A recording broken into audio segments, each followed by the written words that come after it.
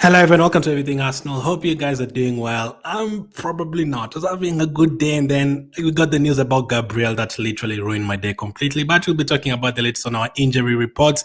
Injuries have been a nightmare this season. We'll also be talking about the latest on Gyökeres, Zubimendi, Nico Williams, and all the latest transfer news. Without wasting any time because there's a lot to talk about, let's get to it and let's start with the very sad news on Gabriel Magalhaes. So this came out today from Arsenal. Gabriel Magalhaes is out for the rest of the season after a hamstring injury in Arsenal's win over Fulham. The Brazilian will undergo a surgical repair procedure to his hamstring in the coming days. Absolute disaster. Disaster completely, man. Not even because of the rest of the season, because listen, if we lose to Real Madrid, it's basically as done is over. The other 6 Premier League games don't really matter a lot. But going through the surgery, that means he probably will miss maybe a few games the preseason. If he's out for 3 months or 3.5 months or something, that means he will miss preseason as well, which is just a disaster because that again affects next season, which is not nice at all. And 3 hamstring injuries in the same, in the past 4 months, Havertz, Gabriel, and Saka. It's been a nightmare, the injuries this season. Now, a lot of people have been doing the blame game, blame Arteta, blame this one, blame the doctors, and someone like a Calafiori. Calafiori doesn't know how to, position himself to avoid injuries. I've been hearing stuff like that. I'm like, not the time to blame people. You obviously have to look at why these are happening, these injuries are happening. I think it's a mixture of stuff. I think it's a mixture of there's definitely been too many games. Number 2, some players have had to play way too many games. We don't rest them. We don't have anyone to replace them. Number 3, a lot of bad luck with injuries, like Merino getting, Gabriel falling on Merino during the training exercise in his first training session.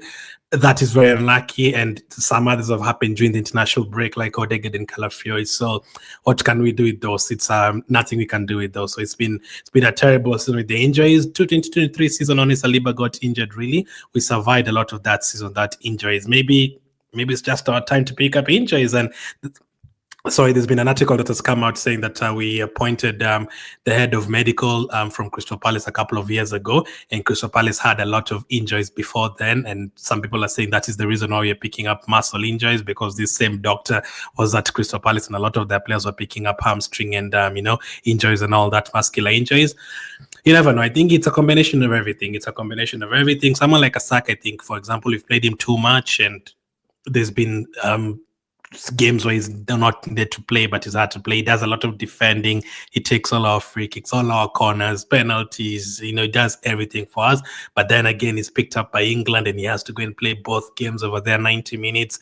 Players like Calafiori have to go and play 90 minutes for Italy, gets injured there. And then, it's a mess. Someone like Havertz played way too many games. So we just, for what we need to do, this one has been a disaster. This is a season I'd like to forget about. So going into next season and the future seasons, I hope we've learned a lot from this season. You need to have enough backup players. When players are not needed, don't play them. Try as much as possible to take out players from the international duty if possible. All that. We need to take all that into consideration. Imagine if we were playing the Club World Cup this year. That would have been a nightmare. It would be great because that means you'd have won the Champions League or something. But being in that competition would have needed us to play again more games for another 1 month. So I'm happy there's a break for us after the season. We need a lot of players to recover. Literally 4 of our players are out for the season. Tomiyasu, Jesus, and a lot more. But we can talk about injuries forever. We can probably talk about the injuries for 20 minutes, but we'll discuss that in a different video. But Gabriel is out for the season. Now it is time for Kiwior to step up. It is time for any other player that we're going to play in that position to step up, because this is a big one. If you had to ask me the worst thing that could have happened in that game against Fulham, I would have said Gabriel to get injured. And literally before even Saka's come on, Gabriel picks up the same injury. Terrible.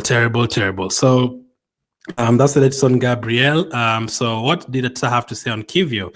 The good thing with Jakub Kiwior is that he's been very reliable. Every time we need him, he's always there. He's available and he does his job. We ask him to play as a left centre-back, right centre-back, left full-back. He's ready. He's got a smile on his face. Now, all that is good. I agree. He's been a professional. He's been playing for us in a lot of positions since he came in with Jurrien and Trossard that January transfer window. And for, during that period, it was great. Now, he's not been like as bad as, players like Mustafi and players like Skulachi and those kind of players. He hasn't been that bad, but you've seen there's moments like in the big games. Very good example last season against Bayern Munich. That was not his position. He was not supposed to be playing left back, but you saw how Sane ripped him apart, and then we conceded a goal from that. So, would I like him to be up against Mbappe? Not really, because it's basically the same speed and all that, a lot of Champions League experience. And then there's the other game against Bournemouth this season where he's really struggled after coming after Saliba had picked up a red card in that game. So in such situations, he'd have to be very good. The rest of the defense is good, but people do say sometimes a new defender comes in and maybe players like Saliba and rest start panicking, start making poor decisions because, of someone else playing next to them. That could also be true, but that is why he's going to need a lot of help from players like Saliba and players like Raya and players like Timber as well, because luckily, Timber is fit. We skipped that one. Jurrien Timber has only suffered a knock and is expected to be fine. So I will have the preview for Everton very soon. I do not want to see Jurrien Timber anywhere near that Everton game. Please, I do not want to see. Let him stay wherever he is. Come back next Tuesday against Real Madrid. I do not want to see Jurrien Timber against Everton. I don't care if it was a scratch, if it was a knock, if it was a headache. Just don't have him in that game at all. I don't want to see him in that game. Now he becomes even extra crucial because he might end up playing as a centre-back. I want him to play as right-back to man-mark Vinicius, but whichever position he plays is very important for us in that game. We cannot not have both Gabriel and Timber. No, we might as well not go and play that game at all because Timber is very important. And let's say we win the first leg, second leg, we probably will go defensive. I would expect we'll need all these players to be there. So that's the latest on injury reports. Not great, but at least Timber is fit. Now, let's go to the latest transfer updates. Let's start with this one. Arsenal and Sporting have already started conversations for a deal involving Viktor Gyökeres. This was the same account that broke Quenda at Chelsea. Okay, so basically saying this is the account that broke the news of Chelsea signing Quenda, and they've reported that Arsenal have started conversations with Gyökeres. So that is great. That is a player we definitely 100% need. That is a player that I choose to have next season, and it will have to be an early signing because if you take too much time, he's going to go to a different team. So I've seen people saying they're not happy with Gyokeres. I don't know why. He's way better than what we have right now. He doesn't have to come and score 40 goals. I said in the other video, even if he scores half of that, we have more goals than we've ever had from a striker in years. So we need Gyokeres, and hopefully the conversions are done. And it does help us because I think I don't know if I saved it, but there's one that said something to do with Gyokeres. So basically they are saying Arteta wanted Isaac, but Berta wants Gyokeres, and Edu had already done some work on Sesko. So there's different ideas there.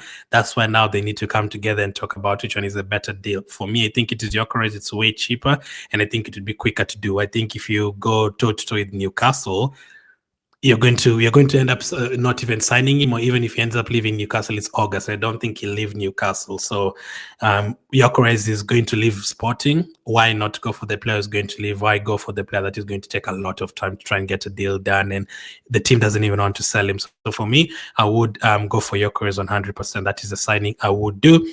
For that kind of money, hell yes. Even if it was 90 million, I'd still buy him. So around 60, 50 there, 58, 60. I would get it done for sure.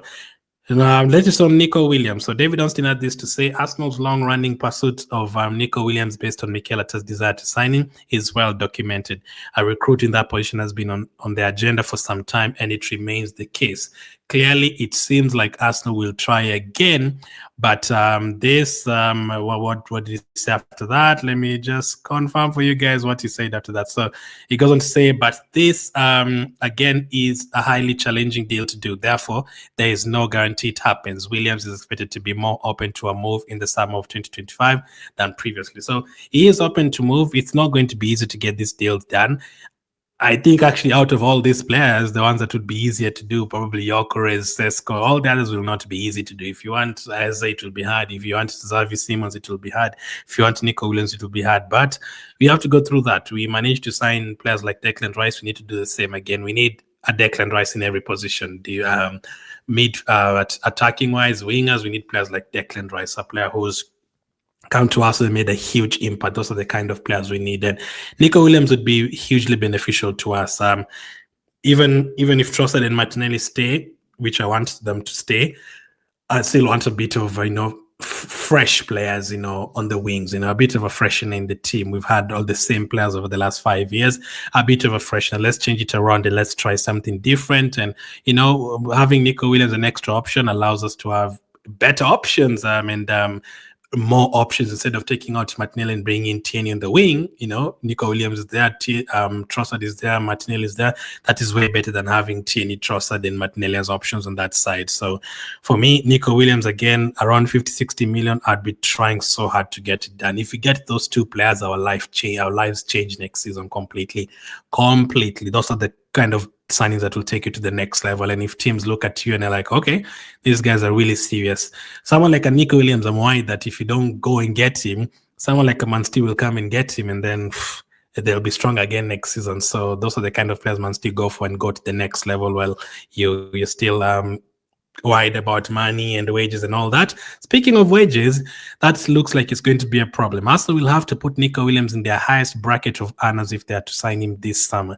Telegraph Sports understands the players' representatives would expect Williams to be placed in the same bracket as Odegaard, Havertz, Declan Rice. So basically all the players who are being paid a lot of money, Bukayo Saka, who are believed to be earning in the region of 250,000 a week. So those are the sacrifices you have to make, though.